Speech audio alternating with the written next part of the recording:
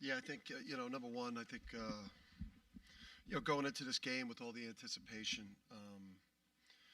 just I think just an unbelievable crowd for us today here.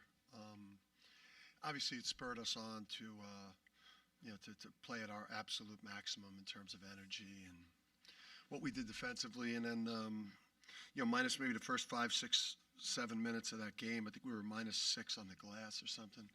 They had 5 offensive rebounds early, and to end the game plus 18 there. Obviously, we knew we had to dominate the glass. Something they struggle with. But the building was awesome. Obviously, the game went as well as it could go for us, and as poorly as it could go for them. I don't think there's a program in the country I got more respect for. It's a privilege to play them. In terms of the excellence of how good they've been, how much they've won, and in the way that they go about things in terms of culture. Obviously, today, we expect to maybe play them a couple more times this year, maybe, and I don't expect these games, to end up like this. What was Hassan's impact on the game, especially on scoring? Yeah, I just think just having those different looks, I think maybe caused some issues for Tyler today. You have a six, you've got a 6'6" Steph on him at times, who's physical and strong and tall. And then Tristan, obviously 6'5" with length, was also guarding him. And then you bring in a small, pesky, smaller guard that's kind of getting into him and pressuring it a little bit. So you had three different types of guard defenders, and then the two different types of ball screen defenses too. It's like the high flat with the 7'3" guy, and then the hard hedges with Sampson. I think it was just hard for him to get a rhythm because of those things. Talk about the energy and offense that Haas brought to the game too. Oh, this is the best game he's played.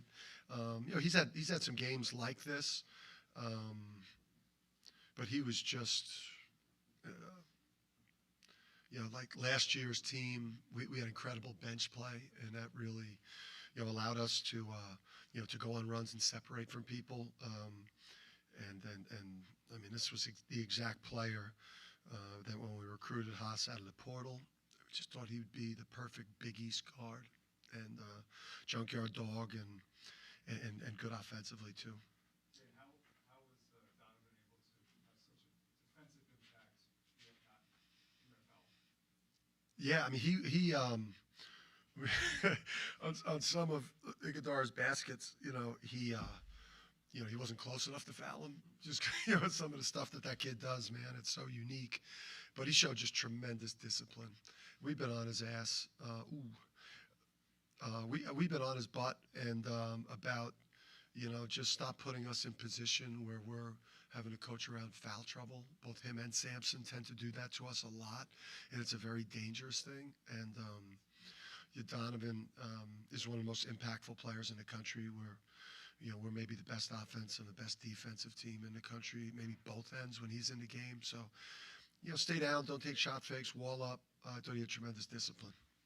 Dan, you had two of your starters have four shooting nights, and yet you win by almost 30 points. Can you just talk about the other guys and the depth and their stepping up? Yeah, I mean I think Kamani and Luke with the way that they recruit and help put together the architecture of the roster, where we've got the depth and we've got different pieces that make sense. And when you have five starters that can get 20 on any given night, and a Samson Johnson, a Sandiara off the bench, that's seven really strong players. I think Jay Stu's starting to become a factor for us too, and Solo as well. But having depth keeps you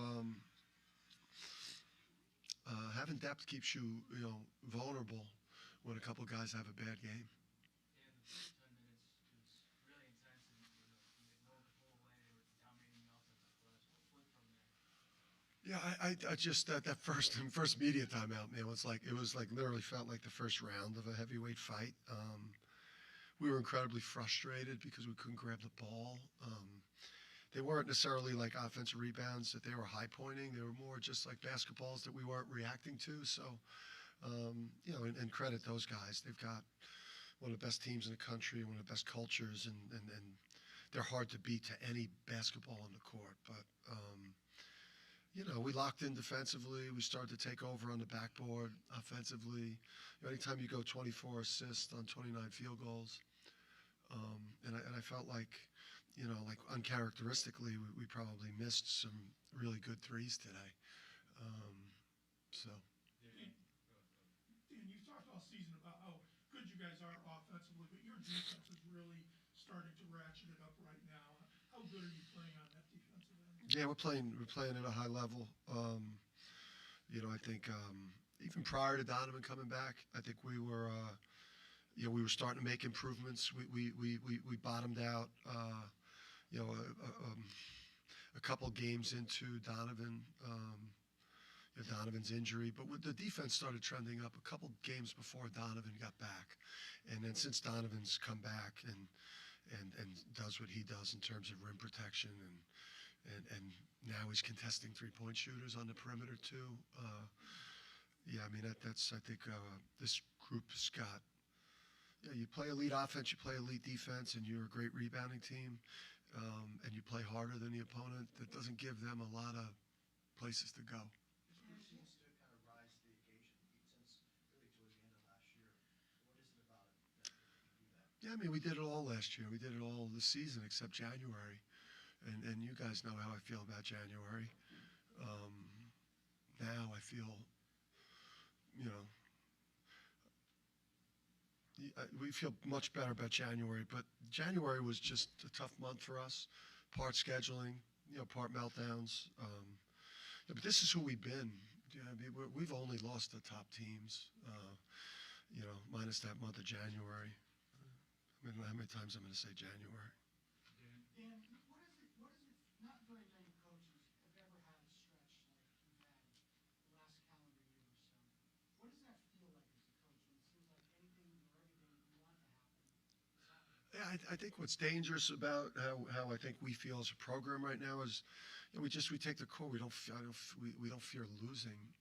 Just knowing what we dealt with last year, that tough stretch in January, and then going on and doing what we did and dominating a tournament and winning a national championship, and knowing that we dealt with a lot of adversity. I just don't think that I'm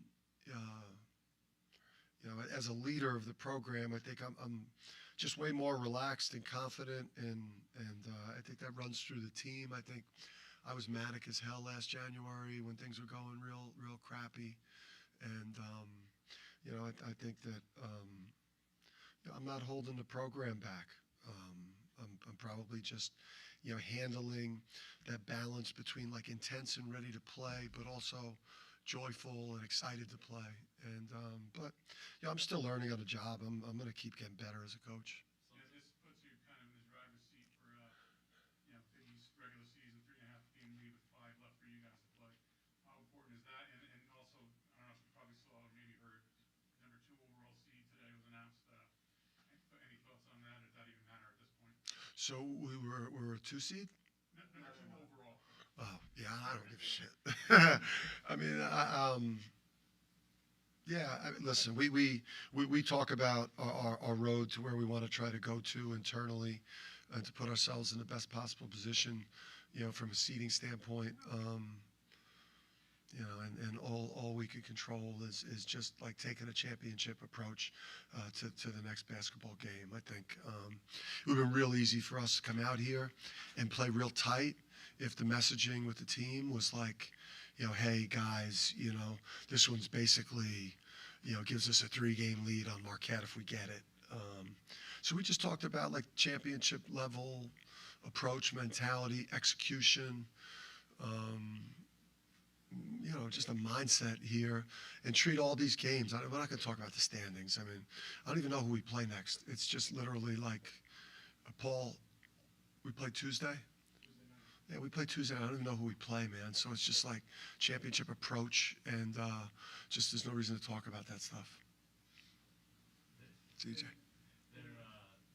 seems like sometimes you talk to coaches and it's the climb is easier than when you get to the top. Yeah. How do you, it seems like with you guys, the standard never slips. Like, is that the key? Have you felt that Yeah. it's been harder to keep it than it was for the climb? I mean, they're both tough, right? I mean, it's to get to where we were based on where we were last year. The work that this staff did. I just think we get like-minded people to come and play here. I think I think we hold out in recruiting and try to just recruit winners and people that it's never enough for. It's whatever we are right now, 24-2. I could promise you in the lead up to our next game that the way that we're going to work like, like 24-2 is never, 25-2 is never enough. It's just we got people like that.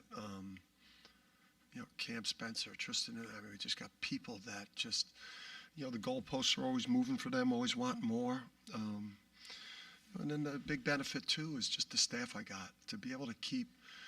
To be able to have search firms continue to screw up and not hire Luke and Kamani, and AD screw up, and I just keep holding on to them.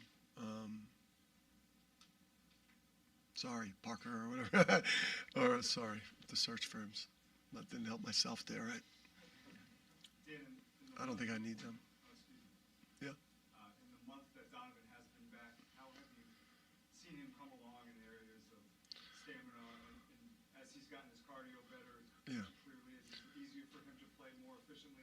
Yeah. His cardio's got so much better. He's healthy. You can see he's moving really well. And again, there's a bunch of other centers that the numbers are gaudier numbers, but they don't play on a team like ours that is so balanced. And we're kind of we react offensively. Really, we send the ball where the defense tells us to send the ball. So. I don't know what he averages a game, but he's one of the most impactful players in the country. There's top 2, top 3 most valuable players in the country. That kid. Yeah, since becoming number 1, I think it's been 5 weeks now. How impressed are you with the players that weren't here last year? How they handled this? Yeah, I just think Cam. There's really 3 things. Haas was in the rotation last year, but I think later in the year he kind of. Fell out a little bit. Samson was hurt, so he didn't get to really experience it as like a guy. And then Cam. Cam is everybody in this program values Cam and loves Cam. And, we've all experienced everything that we're going through in college this year, but Cam hasn't. And we love our brothers here, and we want Cam to experience what it's like to be top of food chain in college, playing in the biggest of games, making a run in March, competing for championships. Because nobody deserves to play in these types of moments more than Cam with what he's brought to us and just the drive, the passion, the competitiveness, will that he's instilled in his team after losing some junkyard dogs that we had last year with Adama Hawk. Andre, so he's added a lot that way. Anybody else? All right, guys and gals.